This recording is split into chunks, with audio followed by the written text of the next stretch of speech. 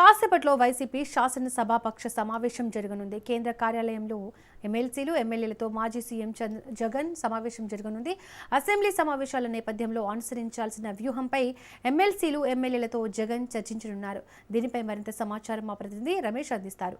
YSR Congress party శాసనసభ పక్ష సమావేశం మరి కాసేపట్లో ప్రారంభం కాబోతుంది. వైసీపీ అధినేత జగన్మోహన్ రెడ్డి అధ్యక్షతన ఈ సమావేశం జరగనుంది. ఈ సమావేశానికి పార్టీకి చెందినటువంటి ఎమ్మెల్యేలు, ఎమ్మెల్సీలు హాజరవుతూ ఉన్నారు. ప్రధానంగా బడ్జెట్ సమావేశాలు ప్రారంభమైనటువంటి నేపథ్యంలో ఈ సమావేశాల సందర్భంగా ప్రభుత్వ వైఫల్యాలను ఎత్తి చూపేందుకు తీసుకోవాల్సినటువంటి కార్యాచరణకు సంబంధించి పార్టీ ఎమ్మెల్సీలకు జగన్మోహన్ రెడ్డి దిశానిర్దేశం చేయబోతూ ఉన్నారు. శాసనసభ సమావేశాలు జరుగుతున్నప్పటికీ అసెంబ్లీకి మాత్రం వైఎస్ఆర్ కాంగ్రెస్ పార్టీ ఎమ్మెల్యేలు హాజరు కావడం లేదు.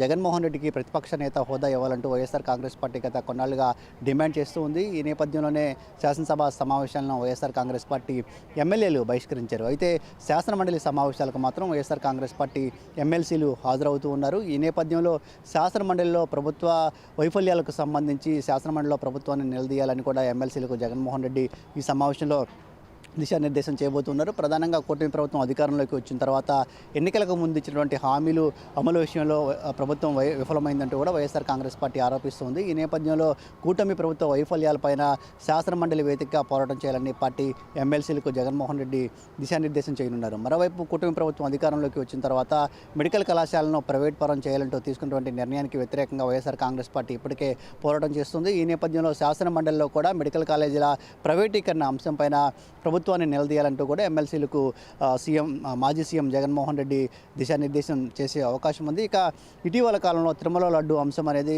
రాష్ట్ర వ్యాప్తంగా సంచలనంగా మారినటువంటి సంగతి తెలిసిందే. తిరుమల లడ్డూలో వాడేటువంటి నెయ్యిలో కల్తీ జరిగింది. ఈ నెయ్యిలో జంతువుల కొవ్వు కలిసిందంటూ కూడా కూటమి ప్రభుత్వ పెద్దలు ఆరోపణలు చేస్తూ ఉన్నారు. అయితే దీనికి సంబంధించి ఇటీవలే సిబిఐ సిట్ కూడా ఒక ఛార్జ్ షీట్ను కోర్టుకు సమర్పించింది. అయితే ఈ ఛార్జ్ షీట్లో ఎక్కడా కూడా తిరుమల లడ్డూ తయారీకి వాడినటువంటి నెయ్యిలో కల్తీ లేదని స్పష్టంగా చెప్పినటువంటి నేపథ్యంలో తిరుమల లడ్డూ అంశంపైన ప్రభుత్వం చేసినటువంటి దుష్ప్రచారం ఏదైతే ఉందో దీన్ని కూడా శాసన మండలి వేదికగా తిప్పికొట్టాలంటూ కూడా పార్టీ ఎమ్మెల్సీలకు జగన్మోహన్ రెడ్డి దిశానిర్దేశం చేసే అవకాశం ఉన్నట్టు తెలుస్తుంది. ఇక అంతేకాకుండా ఇటు పరిశ్రమలకు ఏదైతే ప్రభుత్వం భూములు కేటాయిస్తుందో దీని వెనుక పెద్ద ఎత్తున అవినీతి జరుగుతుందని ఇప్పటికే వైఎస్ఆర్ కాంగ్రెస్ పార్టీ ఆరోపిస్తుంది. కాబట్టి ఈ అంశాలపైన కూడా శాసన మండలిలో ప్రభుత్వాలని నిలదీయాలని వైఎస్ఆర్ కాంగ్రెస్ పార్టీ ఎమ్మెల్సీలకు జగన్మోహన్ రెడ్డి సూచన చేయనున్నట్టు తెలుస్తుంది. ఓవరాల్గా కూటమి ప్రభుత్వ వైఫల్యాలపైన ఒకవైపు శాసనమండలిలో ఎమ్మెల్సీలు పోరాటం చేయాలని చెప్పడంతో పాటు మరోవైపు శాసనసభ సమావేశాలకు ఎమ్మెల్యేలు హాజరు